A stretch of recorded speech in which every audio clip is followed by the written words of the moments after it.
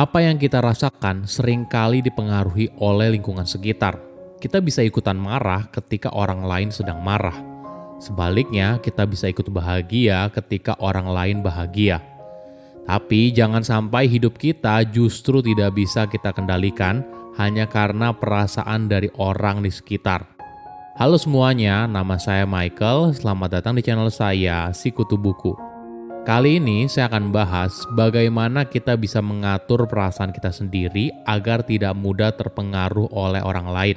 Ini merupakan rangkuman dari video TED Talk Jessica Garza yang berjudul How to Avoid Catching Prickly Emotions from Other People dan diolah dari berbagai sumber. Coba ingat kembali, kapan terakhir kali kamu berinteraksi dengan seseorang yang membuat kamu kesal? Nah, kalau sudah, berapa lama kamu menyimpan rasa kesal tersebut? Apakah itu 1 jam, 1 hari, berminggu-minggu, atau bahkan berbulan-bulan? Mungkin saja kamu kesal dengan atasan kamu, atau kamu kesal dengan pasangan. Tentunya hal ini tidak baik, kan? Bayangkan berapa banyak kerugian yang kalian berdua alami ketika masing-masing dari kalian tidak bisa mengatur perasaan diri masing-masing. Hal ini tentunya tidak mudah karena pada dasarnya bagian otak kita yaitu sistem limbik yang memproses perasaan dan memori boleh dibilang merupakan open loop system. Artinya bisa dipengaruhi oleh sesuatu yang berasal dari luar diri. Sebelum kita mulai, buat kalian yang mau support channel ini agar terus berkarya, caranya gampang banget. Kalian cukup klik subscribe dan nyalakan loncengnya. Dukungan kalian membantu banget supaya kita bisa rutin posting dan bersama-sama belajar di channel ini. Pada awal tahun 2000-an, Amerika Serikat masih menjalankan operasi militer di Irak dan Afghanistan. Di periode tersebut, masyarakat lokal dianjurkan untuk melaporkan potensi ancaman bahaya. Jadi suatu hari, seorang pria Irak mendekati gerbang markas Amerika Serikat untuk melaporkan kemungkinan ancaman. Tapi alih-alih diperlakukan sebagai kawan, pria tersebut justru diperlakukan dengan penuh kebencian oleh tentara yang menerimanya. Pemicunya ternyata berada di beberapa hari sebelumnya. Saat itu, tentara Amerika Serikat dibunuh dalam sebuah serangan kejutan. Semakin lama wawancara itu berjalan, begitu juga kekesalan tentara Amerika Serikat kepada si pria Irak yang datang. Alhasil, pria Irak itu frustasi dan kesal. Hingga akhirnya wawancara hanya berjalan sebentar karena situasinya yang memanas. Beberapa hari kemudian, 2 unit tentara Amerika yang berjalan terpisah diserang bom di pinggir jalan. Tentu saja tidak ada yang tahu apabila wawancara tersebut berjalan lancar, maka serangan bom bisa dihindari. Tapi kisah ini mungkin saja sering kita alami dalam kehidupan sehari-hari. Coba ingat, berapa kali emosi kamu terpicu oleh orang lain? Ada analogi yang menarik dinamakan jumping cola effect. Sebagai informasi, jumping cola atau dikenal sebagai teddy bear cactus merupakan tanaman kaktus asli Sonora, sebuah kota di Meksiko dan barat daya Amerika Serikat. Sekilas, tanaman kecil itu terlihat begitu menggemaskan dan lembut. Tapi ketika kamu berusaha menyentuhnya, maka duri yang ada di cabangnya akan menusuk kamu. Bahayanya lagi, setiap kali kamu berusaha mengeluarkan duri yang menempel di kulit, maka durinya justru patah dan masuk lebih dalam lagi. Analogi yang sama ketika kamu bertemu seseorang. Tanpa kamu sadari, emosinya menular ke kamu dan apabila kamu tidak hati-hati, kamu akan ikutan meledak. Mungkin sebelumnya kita harus cari tahu dulu dari mana emosi berasal. Ada 2 teori populer. Pertama, cognitive appraisal. Yang sebenarnya, emosi yang kamu alami muncul ketika kamu menilai situasi kamu saat ini sejalan atau tidak dengan tujuan atau harapan kamu. Misalnya begini, kamu bertemu dengan pacar baru dan ingin bercerita soal kabar baik. Tapi alih-alih dia bersemangat, justru dia sedang sibuk dengan handphonenya. Tentunya hal ini tidak sesuai dengan ekspektasi kamu, kan? Yang pada akhirnya hal ini bisa membuat kamu jadi kesal.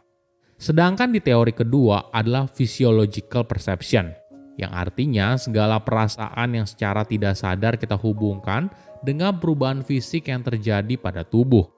Contoh paling umum adalah saat seseorang berbicara di depan umum. Mungkin sebelum kamu mendapat giliran bicara, kamu merasakan butterfly in the stomach. Nah, jika terakhir kali saat kamu bicara di depan umum hasilnya justru baik, mungkin kamu menafsirkan perasaan ini sebagai sensasi kegembiraan. Sebaliknya, jika saat terakhir kali kamu bicara hasilnya malah buruk, mungkin kamu menafsirkan perasaan ini sebagai kecemasan dan rasa takut. Jadi, kita menafsirkan sebuah perasaan berdasarkan pengalaman terakhir kita dengan perasaan tersebut. Menariknya, dari dua teori ini, bagian otak kita yaitu sistem limbik yang proses perasaan dan memori boleh dibilang merupakan open loop system. Artinya bisa dipengaruhi oleh sesuatu yang berada di luar diri. Coba ingat kembali, misalnya ketika kamu berpapasan dengan seseorang, tanpa berucap sepatah kata pun, kamu bisa merasakan apakah orang itu sedang senang atau kesal. Dan mungkin kamu juga ikut merasakan apa yang dirasakan. Ini merupakan konsep yang menarik. Otak kita diprogram untuk menangkap tanda halus yang ada di lingkungan sekitar. Inilah yang membuat apa yang dirasakan oleh orang lain bisa saja ikut kamu rasakan, yang akhirnya membentuk sebuah emosi kelompok. Seseorang yang berada dalam sebuah kelompok mau tidak mau bisa menangkap perasaan satu sama lain, mulai dari rasa cemburu, kesal, cemas, hingga bahagia. Semakin intim sebuah tim, maka semakin kuat mereka akan berbagi apa yang mereka rasakan. Contoh yang paling umum terjadi adalah di dunia olahraga.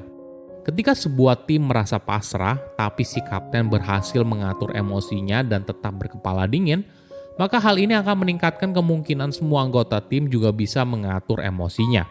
Di sisi lain, hanya butuh satu orang yang mengungkapkan emosi negatif, maka hal ini bisa saja menular ke semua anggota tim. Oke, bagaimana caranya agar kita bisa jadi lebih baik? Mungkin salah satu caranya adalah berpikir ulang bagaimana kamu menafsirkan sebuah situasi agar kamu bisa mengatur perasaanmu dengan baik. Ingat, tadi di awal sudah dijelaskan kalau otak manusia itu diprogram untuk terpengaruh oleh sesuatu yang berada di luar diri.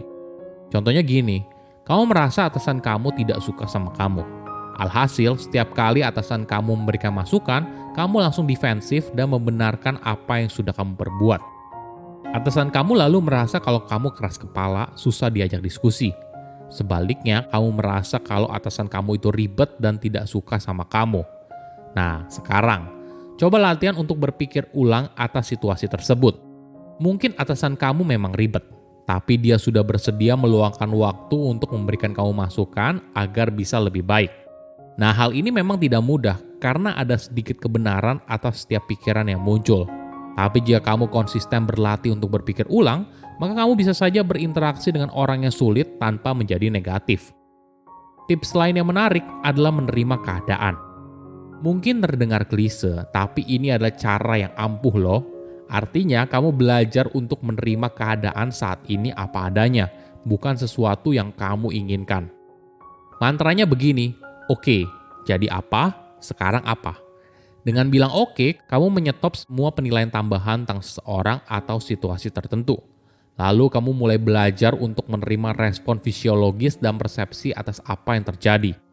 Nah, setelah kamu memberi jarak antara dirimu dan keadaan emosi saat itu, maka kamu akan masuk ke tahap jadi apa. Hal ini akan bantu kamu mengakui situasi tersebut apa adanya. Lalu kamu bisa masuk ke tahap sekarang apa. Artinya, kamu sudah mengumpulkan informasi yang cukup untuk memberikan respon atas situasi tersebut. Kebanyakan orang biasanya berhasil ke tahap oke, tapi kesulitan untuk masuk ke tahap jadi apa. Karena sulit memisahkan antara dirinya sendiri dan emosi yang muncul di situasi tersebut.